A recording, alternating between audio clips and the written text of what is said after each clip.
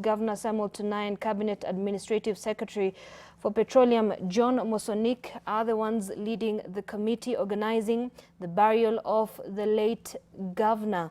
Meanwhile, her deputy Hilary Barchok will be sworn in as Bomet governor right after her burial on Saturday in Kisumu County.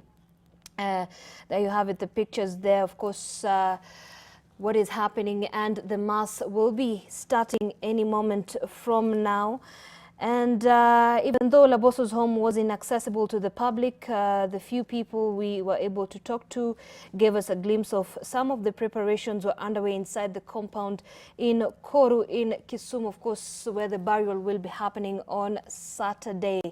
And remember, the governor passed away on Monday after a long battle with cancer. Now, back in Kisumu, there was a lot of activities happening there yesterday and today as well, with at least people trying to make way and, of course, just preparing for the burial that is set to happen on Saturday. And according to some of the residents and the couple who had been close to the neighbors, in many cases, of course, were very close to the family members, are saying that the preparations are undergone quite well, and they're just awaiting for Saturday for the burial to take place. But remember, before that, the body will be taken to Bomet County at the Bomet Green Stadium, where a funeral service will also be happening in honor of the late Bomet Governor Joyce Laboso.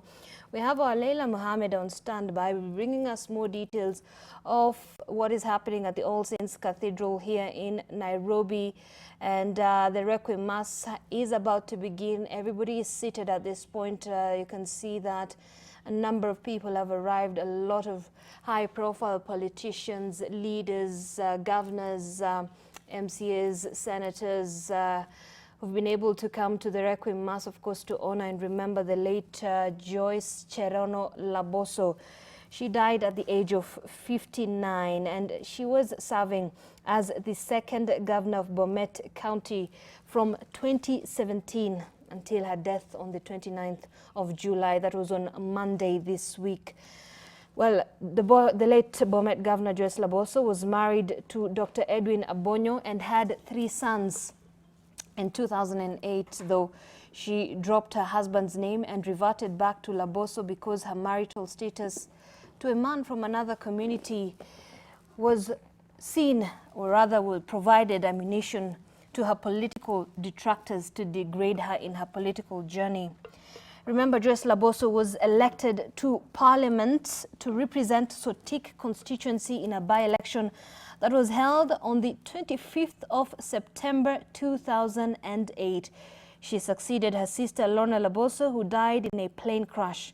Now, a nominee of the Jubilee Party then, she beat 11 other contestants after she garnered 23,880 with a vote margin of 10,000 over her closest challenger, retired Brigadier Alexander Sitene, who was then a former aide to Daniel Arap Moi, the former president, who received 13,843 votes.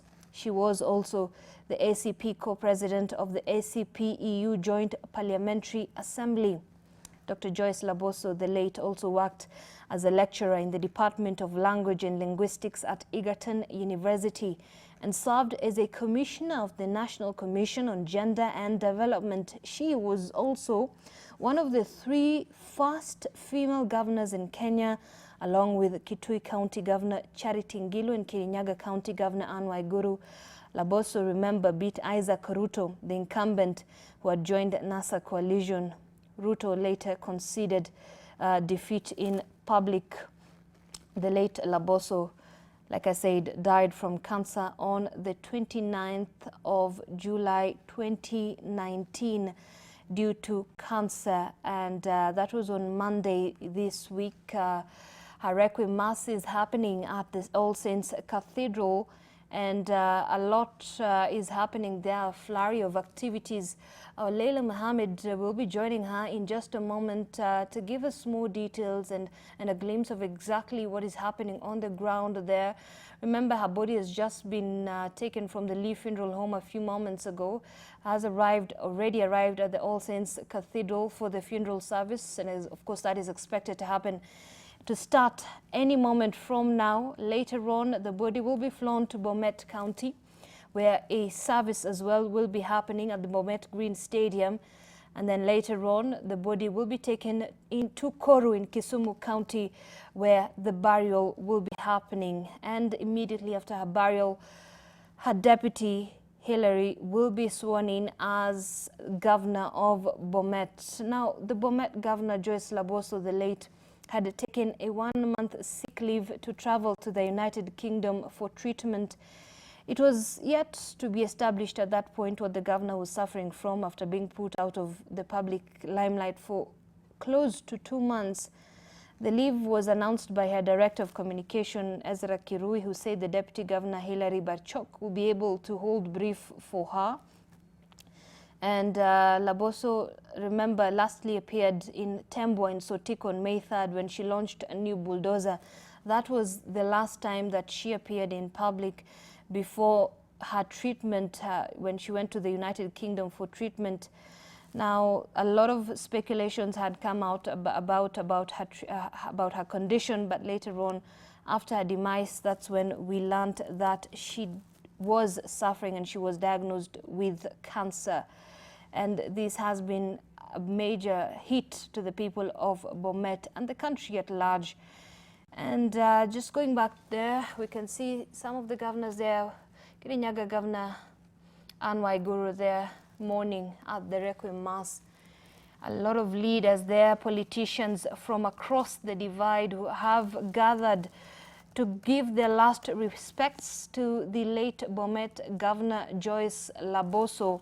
And a lot is happening. We understand later on what will be happening after the Requiem Mass is that her body will be transferred to the Bomet County. And just to give you a bit of information on what has been happening before that, in the past 2 months, Dr. Laboso had been in hospitals in London, India, and finally at the Nairobi hospital, where she passed away on Monday.